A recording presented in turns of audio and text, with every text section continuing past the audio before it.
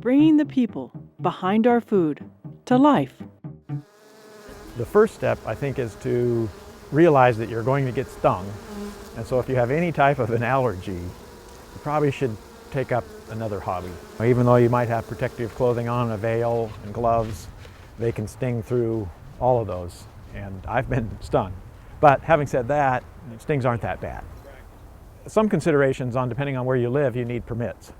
And that varies from municipality to municipality. Some municipalities have actually outright banned it, although that is being changed a lot. New York City recently overturned what they had in place, and that now you can keep bees there.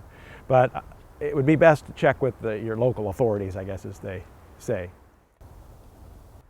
I think the placement of the colony is important because if you're going to be walking there, or if you have garden visitors, or even near sidewalks in the city, oftentimes the regulations will state that the colonies need to be a certain distance from the sidewalk. But just having it in a garden area, there's going to be a lot of activity, and while bees are not necessarily aggressive, they're also not totally predictable, and who knows what's going to happen.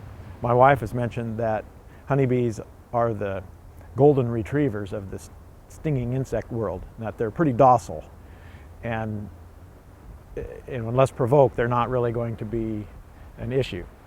But I've had it where I've been working in the garden, not even working the bees at all, and bam, one's just right on me and stings me. So placement is good. Keep it out of the way if possible. It's also nice to have the colony in the sun. The bees, honeybees, do not hibernate, and so they're active year-round as long as the temperature is warm enough. But when it gets cold, maybe below 45, they'll start to cluster. The colder it gets to a degree, the tighter that cluster gets. And they generate heat the same way we do, is they shiver, contract their muscles, their wing muscles in the case of the bees.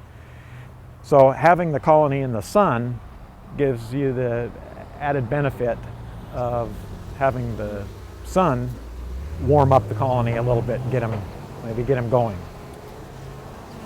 The other issue with bees is that they don't eliminate inside the colony. So they hold it until it's warm enough to fly. So sometimes when you get a sunny day, even though it might be 35 degrees, the bees will go out and make a cleansing flight, as we call it. I take the approach, as far as cold weather, here in Portland, once again, fairly temperate, when the temperature rarely gets below 20, that they can take care of themselves. I try to keep them dry at all times because they can handle cold, but they can't handle cold and wet. So having that added plywood cover or glass cover or really anything to keep them dry is my main goal.